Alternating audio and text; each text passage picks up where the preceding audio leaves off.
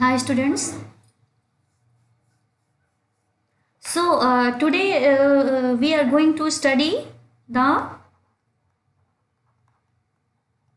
null set, and first one is null set and universal set.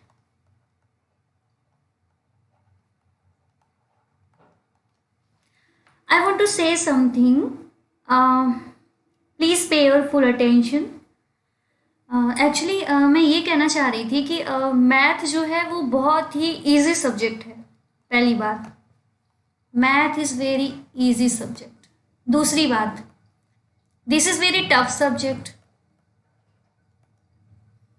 Easy किस case में है?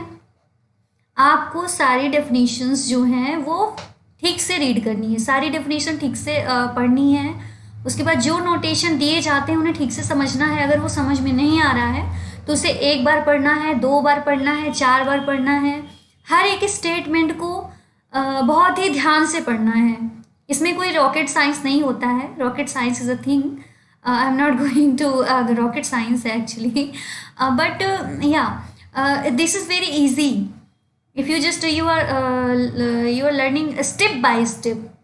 तो ये बहुत ही इजी सब्जेक्ट है, स्पेशली डिस्क्रीट स्ट्रक्चर जो है, डिस्क्रीट मैथमेटिक्स बहुत ही इजी सब्जेक्ट है। तो आपको ये दिमाग से निकाल देना है कि मेरे समझ में नहीं आता है। कुछ लोगों के दिमाग में ये पहले से ही रहता है कि मुझे समझ में नहीं आता तो मैं आगे क्या करूँगा पढ़ के, है ना। लेकिन इस डर को निकाल देना है सबसे पहले। तो बहुत ही ईजी सब्जेक्ट है और ये टफ भी है। तो टफ इसलिए मैं कह रही हूँ क्योंकि अगर टफ आप नहीं समझोगे कि ये थोड़ा सा टफ है तो आप चीज़ों को याद कैसे रखोगे। यानी कि कोई भी काम दुनिया में आसान तो होता नहीं है, टफ ही होता है जब तक हम उसे करते नहीं हैं। उसे देखने से पहले वो टफ होता है, और जब हम उसमें इन्वॉल्व हो जाते हैं और पूरी तरह से इन्वॉल्व होते हैं, चीज़ों को समझने की कोशिश करते हैं, तो वो चीज़ें फिर आसान हो जाती है। तो इसको बहुत हल्के में नहीं लेना है।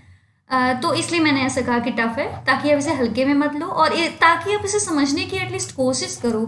इसलिए मैंने इसे इजी कहा है। तो ये सारी चीज़ें आपके ऊपर होती हैं।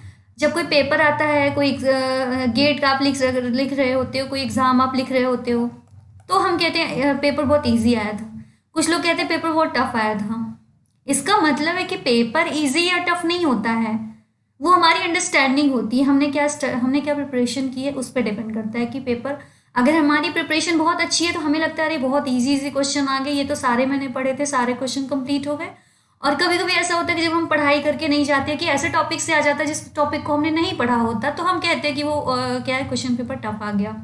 और उस टॉपिक को अगर किसी और बंदे ने पढ़ा हुआ है तो उसे लगता है कि पेपर बहुत ईजी आ गया, है ना।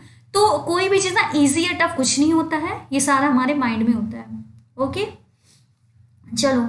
और ये सारी चीज़ें मैंने अभी क्यों कही आपको, क्योंकि जो चीज़ें हमने अभी तक पढ़ी हैं वो तो हमारे स्कूल टाइम पे थी। अब जो चीज़ें मैं पढ़ाने जा रही हूँ, ये चीज़ें थोड़ा सा कह सकते क्रिटिकल हैं, इम्पॉर्टेंट भी हैं। तो थोड़ा सा आपका साथ चाहिए हमें। मैं एक और चीज़ कहना चाहूँगी यहाँ पे कि बच्चों के कमेंट नहीं आ रहे हैं, तो बिना कमेंट के मुझे कैसे पता चलेगा कि मैंने अच्छा पढ़ाया या नहीं पढ़ाया। एक टीचर हमेशा सक्सेसफुल तभी होता है जब उसके स्टूडेंट अ, उसे समझते हैं। यानी कि टीचर का कोई अकेले का अस्तित्व तो नहीं होता है, टीचर हमेशा स्टूडेंट से ही वो टीचर बनता है। तो आपको ये हमें कमेंट में बताना है। आप पॉजिटिव रिस्पॉन्स दो, नेगेटिव रिस्पॉन्स दो, बट एटलीस्ट रिस्पॉन्स दो, क्योंकि मेरी पहली सीरीज़ है और जब तक मुझे ये पता नहीं चलेगा कि कहाँ पे फॉल्ट है, कहाँ पे गलतियाँ हैं, तो मैं उसे कैसे सुधारूंगी, है ना। तो ये सारी चीज़ें आपके ऊपर हैं, आपका जितना सपोर्ट रहेगा। अगर आपका सपोर्ट रहा तो मैं सबसे पहले तो डिस्क्रीट कंप्लीट करूंगी। अभी तो ये सिर्फ सेट थ्योरी है, इसके बाद मैं डिस्क्रीट कंप्लीट करूंगी, डिस्क्रीट पूरा कंप्लीट कर दूंगी। इसके बाद सॉरी सॉरी डिस्क्रीट है तो डिस्क्रीट स्टार्ट हो रहा है, इसमें मैंने अभी सेट थ्योरी करवाई है।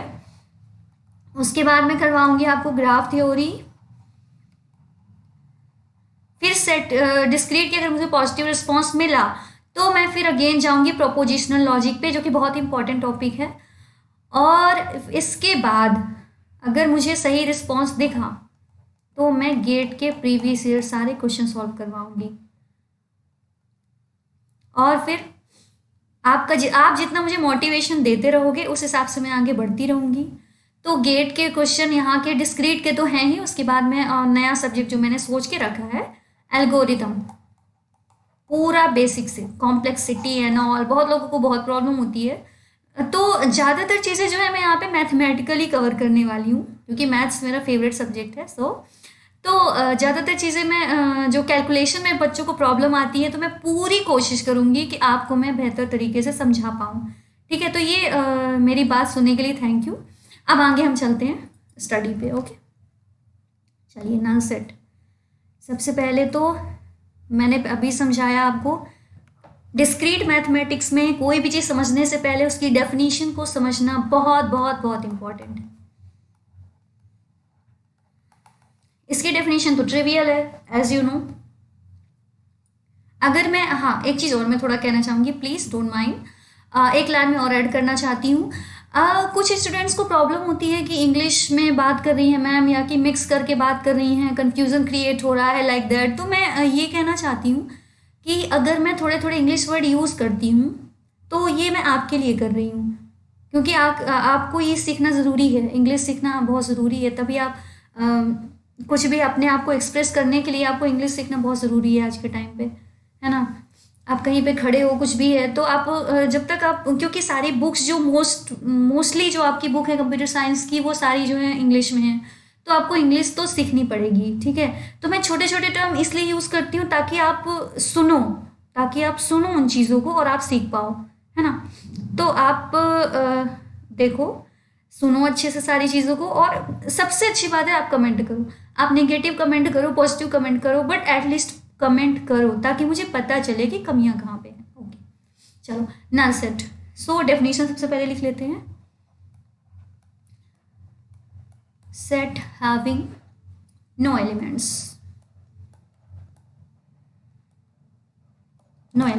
द ट्रिवियल डेफिनेशन, अगर किसी भी सेट में एलिमेंट नहीं है तो उसे हम क्या बोलेंगे, नल सेट बोलेंगे। ओके, इसको डिनोट करने के तरीके, सबसे पहले तो फाइव मीन्स नल सेट। दूसरा तरीका ये हो गया, सेट के अंदर कुछ है ही नहीं। ठीक है, इसके बाद एक छोटी सी बात है यहाँ पे, प्रॉपर्टी लिख देती हूँ मैं, कार्डिनलिटी। आप बताओ इसकी कार्डिनलिटी क्या होगी। मैंने कार्डिनलिटी पढ़ाया है पिछले वीडियो में, तो आप बताओ कार्डिनलिटी किसे कहते हैं, what is the cardinality. Cardinality is the number of element in any set. So we have to just count. We have to just count the number of elements, the numbers.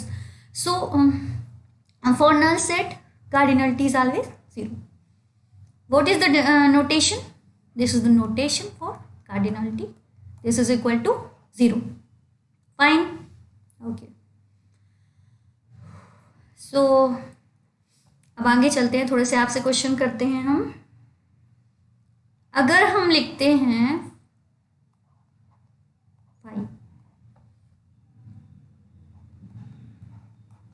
ये दोनों बातें same है या अलग अलग है, think for a while. ये दोनों बातें अलग हैं, क्योंकि अगर हम कोई सेट लेते हैं, सेट की डेफिनेशन हम कैसे देते हैं, या तो हम अगर कोई सेट है, मैंने आपको वो पढ़ाया था, उसको रिवाइज करिए चीज़ों को।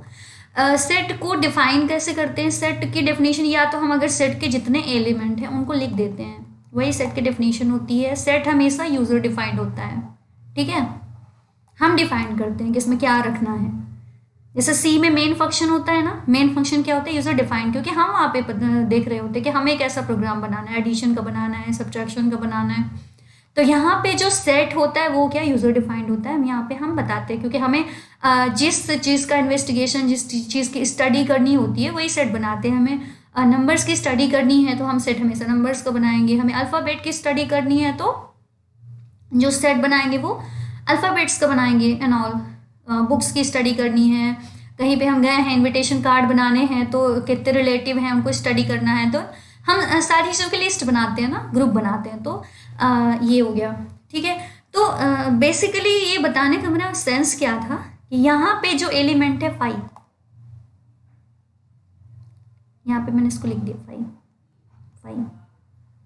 अब आप बताइए 5 इस सेट का एलिमेंट हुआ ना, ये सेट खाली नहीं है, ये सेट का एलिमेंट हुआ, क्योंकि हम यहाँ पे क्या एलिमेंट रखते हैं ये हमारे ऊपर डिपेंड करता है। तो यहाँ पे ये दोनों चीज़ें सेम नहीं होती हैं। ये 5 मीन्स नो एलिमेंट, ये इक्वल होता है, ये दोनों इक्वल हो गए। लेकिन अगर हमने कोई एलिमेंट, आखिर कुछ तो हमने रख दिया ना, ये एलिमेंट ही हो गया, तो इसलिए ये नल नहीं होता। ये प्रॉपर्टी मैं जोर दे के बार बार इसलिए बता रही हूँ क्योंकि आपको ये प्रॉपर्टी काम आएगी। जब आप क्वेश्चन सॉल्व करोगे तब आपको समझ में आएगा कि ये सारी चीज़ें कितनी इंपॉर्टेंट, कितनी बेसिक चीज़ें हैं लेकिन कितनी इंपॉर्टेंट है। और गेट में आपको यही छोटी छोटी चीज़ों में घुमाते हैं, इसलिए ये बेसिक चीज़ें जानना ना आपके लिए बहुत ज़रूरी है। इसलिए मैंने छोटा सा यहाँ पे डिस्कशन किया है। चलिए, तो आई होप आप समझ गए होंगे कि अगर हम या तो हम अगर ऐसे लिखें तो भी ये क्या होगा, नल सेट नहीं होगा, नल सेट नहीं होगा। ठीक है, क्योंकि ये सेट है, इस सेट का ये नोटेशन है ना, हम कर्ली ब्रैकेट्स से करते हैं, लेकिन अंदर हमने कोई कुछ रख दिया ना, भले वो ब्लैंक है या कुछ भी है पर हमने कुछ रख दिया ना अंदर, तो ये हमारा सेट जो है नल सेट नहीं हुआ। ठीक है, I hope null set clear हो गया है। अब एक और छोटी सी डेफिनेशन देख लेते हैं, उसके बाद इस वीडियो को क्लोज करेंगे। ज़्यादा लेंदी वीडियोस नहीं बनाने हैं ताकि आपको पढ़ने में थोड़ा आसानी हो। चलिए, तो एक छोटी सी डेफिनेशन पहले तो देख लेते हैं। सिंगलटन सेट,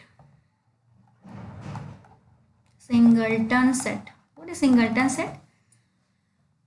अगर किसी भी सेट में ओनली वन एलिमेंट, तो ये क्या हुआ अपना singleton set. Suppose A one, even this one, this is singleton, not null set. Okay, अगला क्या है, यूनिवर्सल सेट।